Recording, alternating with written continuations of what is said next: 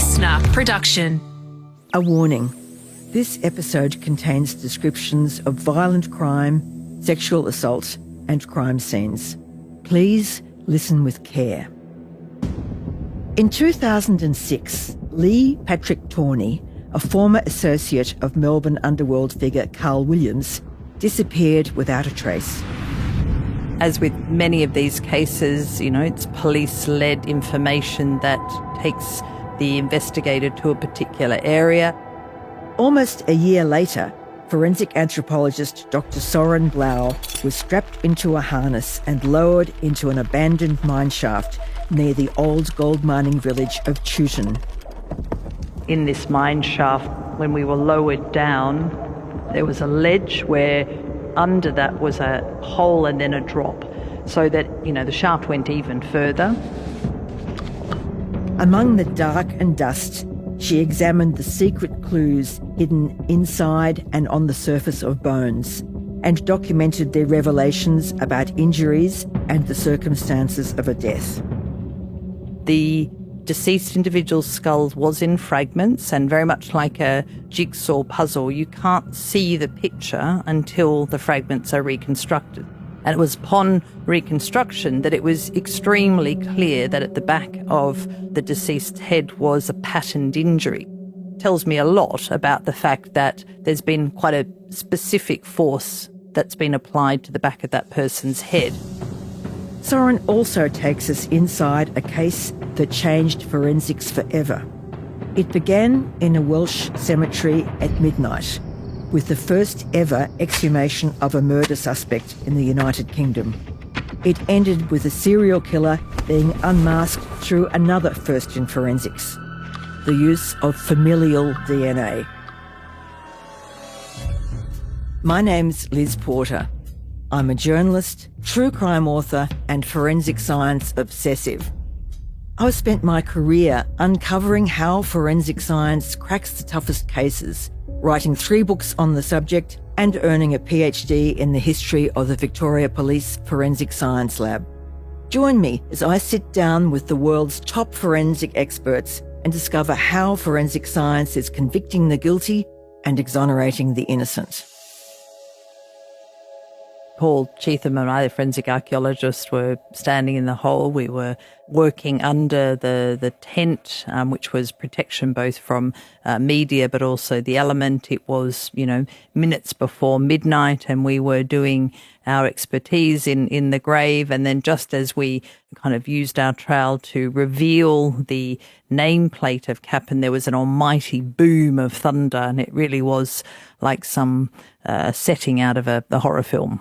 So can you tell us a little bit about the Cap'n case, as this man was called? Yes, this case is renowned or famous because it's the first case where familial DNA came into its own to basically identify what had been described as the Saturday Night Stranglers. So this was a case where 3 young people in the 1970s, so, significant time ago, had been raped and murdered. And while the scientists at the time had been able to retrieve DNA from the deceased, of course, the technology for DNA was, very ill-advanced. And so it's an extraordinary case for DNA scientists. I mean, that the amazing work of Colin Dark and Whitaker in terms of their just dogged, time spent on trolling through. And a lot of this was done by hand to try to now use what had been created as a DNA database in the UK. I believe it was about 1995.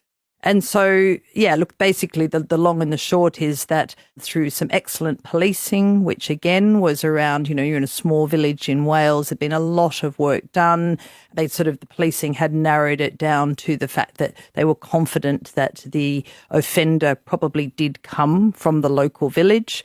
And through a whole series of complicated, excellent policing plus the work of the DNA, they were able to narrow this case down to the fact that they believed that by getting a DNA sample from Mr. Cap'n, so Joe Cap'n was the deceased person that we exhumed, they felt confident that they would be able to then compare his DNA to DNA that they had obtained from these poor victims. And in fact, that was the case. But I guess the real key in this is the notion of familial DNA, so that the way they had got to that was the fact that Joe's son had committed a crime, and therefore his DNA was recorded on a database. And it's an extraordinary set of, triangulation to, as I say, lead to a request for a warrant. And ultimately, they did find that Joe Capham was the offender. Now, I gather you were also working pretty much in the middle of a media circus. They had decided to start at midnight, which sounds crazy, except they only had one day, I think. That's right. So under the British legal system, in order to do an exhumation, it requires legal authority. So that authorisation is provided, and it usually, with the UK, it comes with a time period. So in this case, there were 24 hours. So, it just happened. And I think probably I don't know the details, but I imagine that because of the high profile nature of the case, there was also a timing issue to try to avoid media. There was a large tent erected over the area of interest with all our equipment. And obviously that was to screen out public interest and also media. But they were there waiting around. They were, yes. So what was actually involved?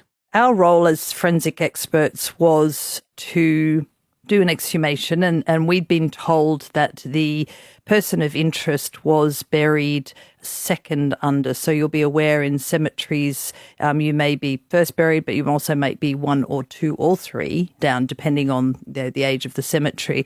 We'd been briefed about the fact that because the deceased person that we were aiming to exhume was second under, we needed, of course, to first respectfully locate the first burial, confirm the name of that person, to make sure we were in the right spot, and ultimately be guided to seek and define the second coffin and confirm that nameplate. So I say that because often working in cemeteries, there are cemetery plans, but they're not always correct. And so, it's really the role of a forensic archaeologist to be efficient and, use their techniques to do that as quickly and as efficiently as possible. You removed the first coffin, got that out of the way. You got to the second coffin. Yes. We don't always know, for example, what the coffin's made of. We had a passage of time, remembering that the individual of interest had been interred for 12 years. And so there's no guarantees that the name of the coffin will be intact and that the coffin lid will also be intact. And so the idea of the archaeology anthropologist is to use their skills to ensure that there is as little damage to the coffin, and if the lid is broken, then to obviously describe and report that, because ultimately the aim of this exhumation was to recover this individual to obtain a DNA sample. And so the issue was, A, to confirm the name, which we were able to do in a timely manner, that the coffin name on the coffin plate was still intact, and then to ensure that the lid was intact and that no one from the first burial, for example, no bones had potentially gone through to the second, which they had not. You didn't examine the bones at the time? No, correct. So the idea was because of the quest for DNA, it was much more appropriate to ensure that the deceased person is examined and sampled in a mortuary environment. So the entire coffin was lifted. Still a fascinating case for me, and I still use this when I present lectures because of the preservation. The coffin was very well intact, the lid was removed, and the deceased individual his suit was still very well intact, plastic shoes, etc., etc. So, yeah, fascinating, given he was buried, 2 coffins under and had been in the ground for 12 years. As you say, it was all done by hand and eye. These days we have computer programs to look for family resemblances and key unusual alleles on the DNA molecule. But in those days they didn't. Correct. It's extraordinary to think about it now. I think those of us who are involved, in missing person cases or, large scale investigations, I don't think we can even imagine, which is why I take my hat off to the DNA scientists at the time. It was extraordinary police work. Finally, at the time, it was an absolute mess, again, because they didn't have computers. They had too much information and too many suspects.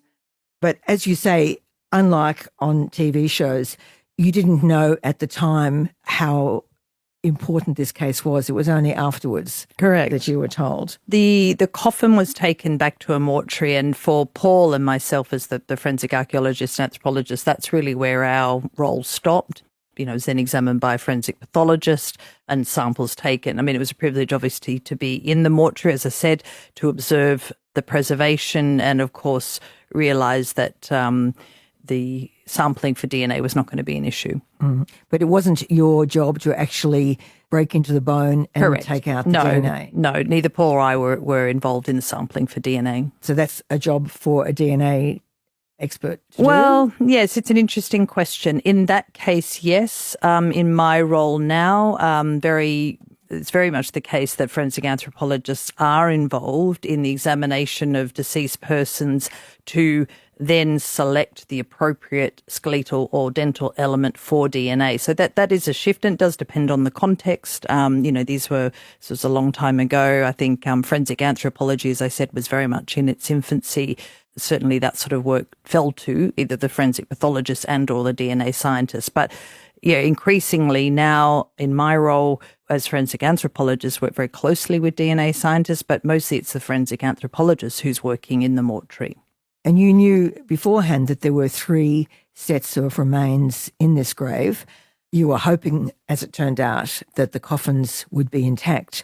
But you were also prepared, I gather, that they might not have been intact and you would have had possibly 3 sets of commingled remains?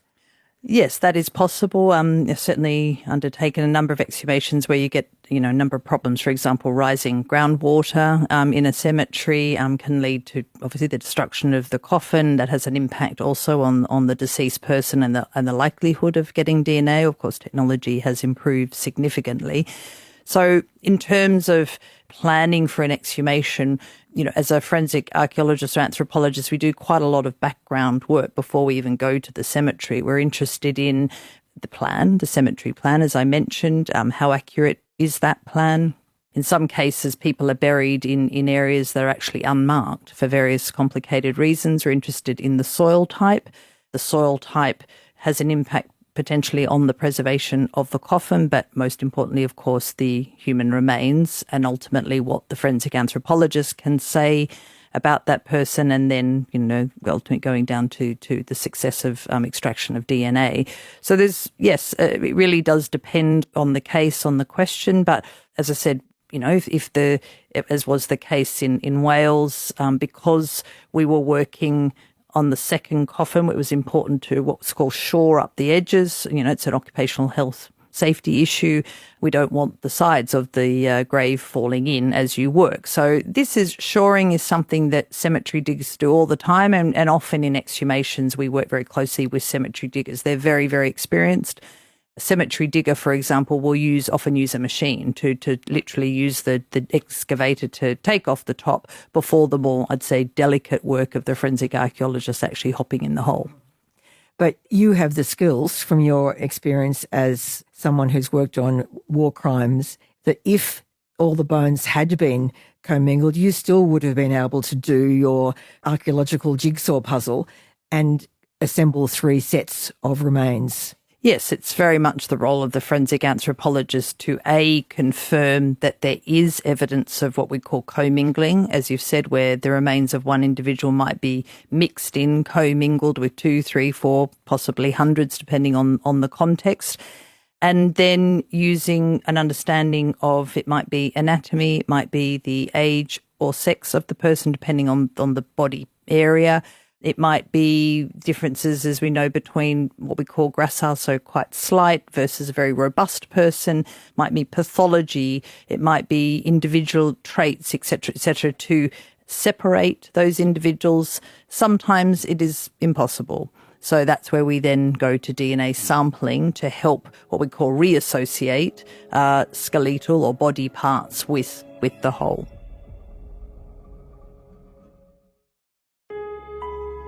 What is something that the public most often misunderstands about forensic anthropology and exhumations for that matter?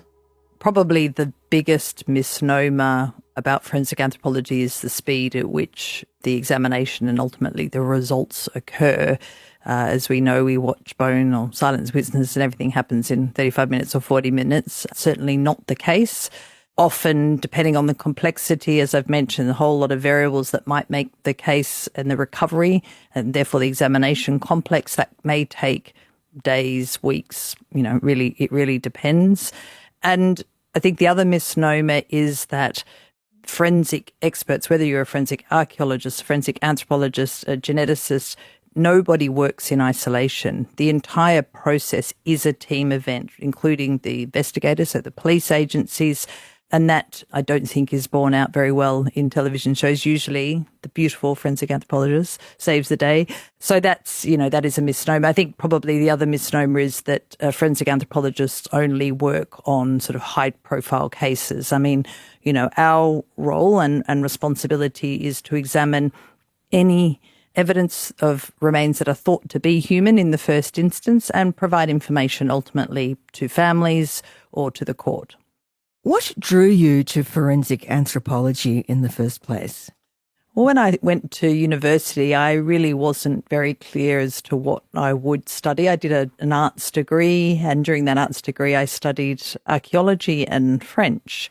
And the archaeology I studied at that time was fairly what I would describe as dry. It was a lot of slides of Greek pots. And while there was fascination there, I was relatively young and decided that I would take a year off studying archaeology and go and, actually do some real work. So I deferred from my university course and travelled overseas and had the opportunity to work on archaeological sites.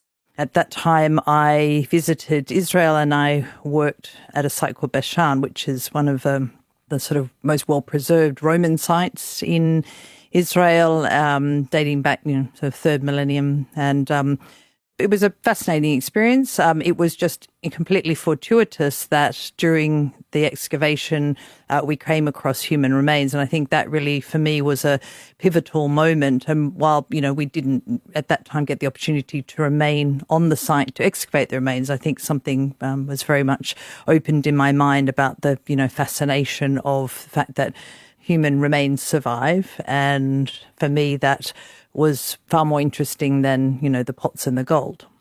And at that point already, did you know that you could tell how someone had died by looking at their bones? Not in great detail. At that time in Australia, you could, of course, study medicine. So, medical students studied the hard tissue. That wasn't something I really wanted to pursue. And at the University of Sydney, where I was studying, there really wasn't anything around forensic at that time. I therefore did some research and did find a course overseas in the mid-90s, and I was very fortunate to win a scholarship to go and study overseas. So it was a 1-year master's degree, which really gave me the foundations for understanding what a person can say when we're studying the human skeleton. And was that course actually called a forensic anthropology course? It was actually a master's in paleopathology. So what that means is we're looking at the human skeleton to understand the types of diseases that leave their mark on the human skeleton. But in order to do that, one has to also then be able to comment on, for example, the estimation of the person's age, their biological sex, and anything else that we know might influence how disease impacts on the skeleton. So I was also in an area where colleagues teaching that course were very much providing information and expertise to police. So that also was a kind of opening for my extended interest in forensic anthropology. And your first job to do with the police was in Canberra, wasn't it? I was sort of fascinated by trying to work out how to pursue this career. As I said, there was no direct pathway. Because I had the opportunity while I was at the University of Sydney, I had a small fellowship to the Australian National University where there were some experts at the time with also great knowledge of the human skeleton. So I did a little internship at the ANU And at that time, I then sort of linked to try to, well, I did give some courses to police that came to the Canberra Institute of Technology. So, it was very, very early days. I think, there were no established courses at that time. So, I was really sort of trying to create opportunities. Let's go forward to 2002. And at that point, you're living in the UK. You have quite a big job in a university in archaeology. Can you explain? When I finished my PhD, I was fortunate enough to obtain a lectureship position at Bournemouth University, and I was heading up what they call their Forensic Archaeology and Anthropology Master's course. So that was, again, a wonderful opportunity. I was very much learning as I was teaching, which I think is a good thing to do. And one of the important things at that time and continues for me is that when we teach, we're also informing teaching through practice. So wherever there was the opportunity to go and, be involved in casework, I very much took that opportunity. I was very much the junior in that department, and my colleagues were, very, very experienced. In 2006, you were lowered into a disused mine shaft near the town of Chewton in Victoria. What were you doing there? So the request came from Victoria Police, who were investigating the disappearance of a career gangster. As with many of these cases, it's police-led information that, takes the investigator to a particular area. In this case in Chewton, the forensic pathologist, Malcolm Dodd, and I were asked to attend that scene because the scene involved a mine shaft. So as you can imagine, this is not a deceased person in what I would perhaps describe as a controlled environment such as a cemetery.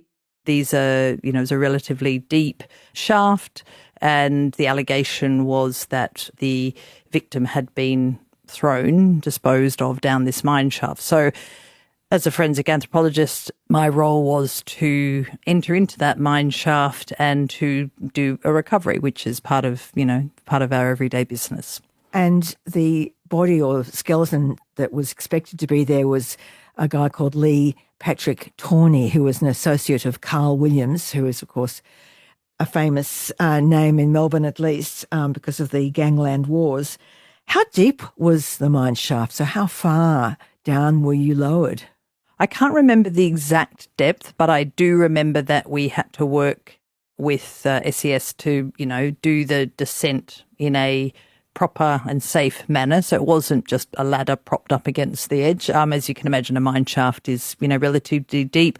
What I do recall is that in this mine shaft, there was, when we were lowered down, there was a ledge where confirmed the presence of human remains, but then under that was a hole and then a drop, so that, the shaft went even further. And that was significant because once we'd recovered the deceased remains and we were back in the mortuary, it was clear that we did not have all of, for example, the individual's head. And I think that can be accounted for this very fact that they, probably the fragments had fallen through this gap.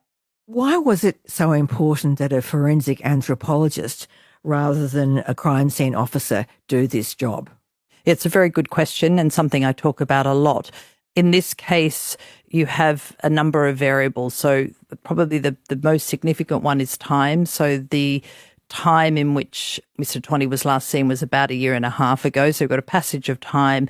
We've also got an environment where it's not, for example, typical burial. We're not in bushland. So, there was an expectation that the deceased would not look like a recently deceased person. And I always argue that you have to know what you're looking for in order to recover appropriately and give the most detailed answers. So that is why a crime scene officer, even though they're very good at crime scene examination, when it comes to the recovery of deceased persons, when we have variables such as a passage of time, we've got environmental variables impacting on the body, really the role of the forensic anthropology in these cases is critical. So then you take the remains back to the Institute of Forensic Medicine. What happens then? We would look at estimating the age, death of the individual, the biological sex, potentially the ancestry, again, depending on the context.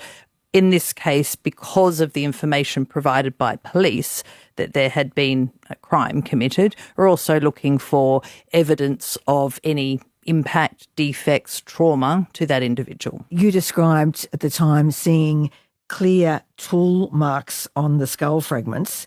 What are the clues in bone trauma that help you distinguish a weapon injury from, for example, a fall? The first step is to describe the preservation of the remains, because what we're doing is identifying potential defects, then moving on to an interpretation as to whether that defect is a result, for example, of the environment. It might be scavenging, or is it actually evidence of some kind of force that's impacted on the individual. Now, the issue of a fall is interesting because, as you can imagine, you could have someone that jumps intentionally or that is pushed. Both of those involve a blunt force, so they fall. So for a forensic anthropologist, we can comment on blunt force, but we cannot, of course, say in that instance whether that was intentional or not. So in this case, what was interesting is that the deceased individual's skull was in fragments, and very much like a jigsaw puzzle, you can't see the picture until the fragments are reconstructed. So a role of the forensic anthropologist is to carefully reconstruct and document that reconstruction. And it was upon reconstruction that it was extremely clear that at the back of the deceased's head was described as a patterned injury. So that pattern tells me a lot about the fact that there's been quite a specific force that's been applied to the back of that person's head. In this case, it was, long, linear. It had a certain width. I'm not going to, and nor should a forensic anthropologist, comment on this was created by a specific tool. However, in this case, it was put to me in court, could this have been created by a shovel or spade? To which, of course, the answer is yes, because of the particular patterning that this force had imprinted in the deceased's head. What made you confident that the trauma had happened peri-mortem, which means around the time of death? Why is that detail so crucial in a murder investigation? So the term peri-mortem has caused a lot of grief for forensic anthropologists in court. You're absolutely correct. It means around the time of death, but often in court I explain that the term peri-mortem for a forensic pathologist, for example, who is dealing with soft tissue, actually means something different. For a forensic anthropologist, we can only comment on the bone, the hard tissue. So for us, peri-mortem refers to a time when the skeletal structures are still what we describe as fresh. So I use the analogy of a tree. So, for example, a fresh tree branch, if you bend that as a fresh branch, it reacts quite differently because it's fresh, green, and we also use that term in for bone.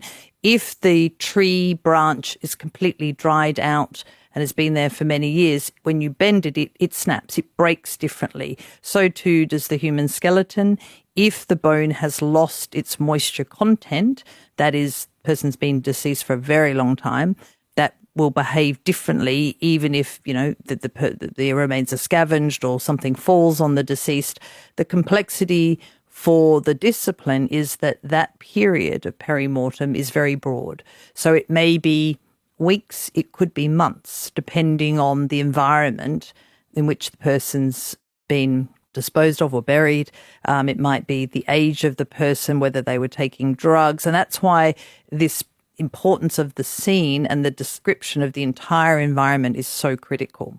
You, in theory, might not be able to tell the difference between somebody who clouted a dead body on the head, that and the situation of somebody being clouted on the head and them falling into the mineshaft alive. Correct. And that is exactly the complexity in many of these cases. What we can say is that, this is a patterned, in this case, in the Torney case, pattern defect that requires an impact by a patterned object, an object with form.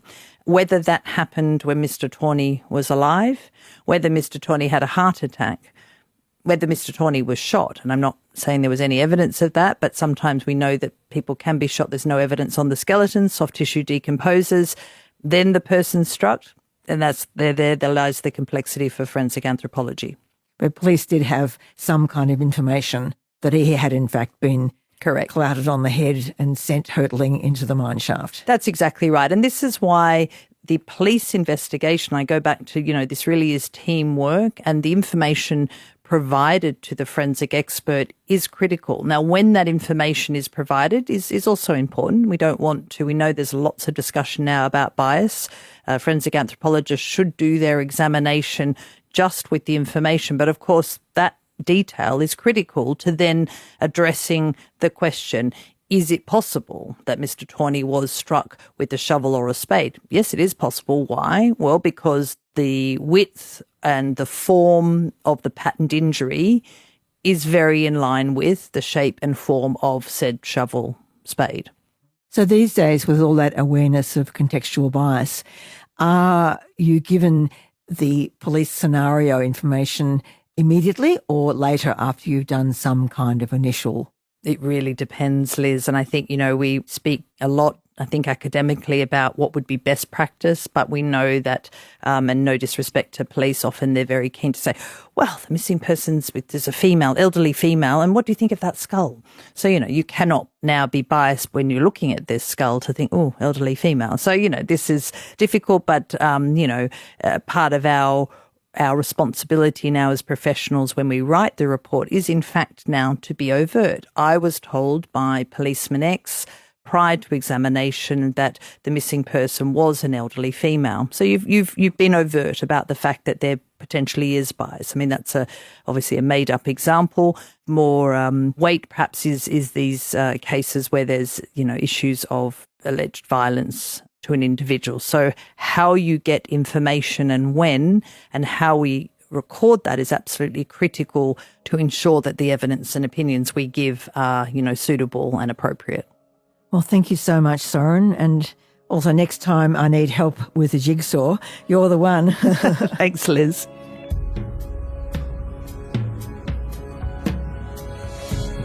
Crime Insiders Forensics is hosted by me, Liz Porter. It's produced by Holly Mitchell, Jade Murray and Dan Mullins. Sound design is by Niall Fernandez. This podcast is produced on Wurundjeri and Gadigal lands.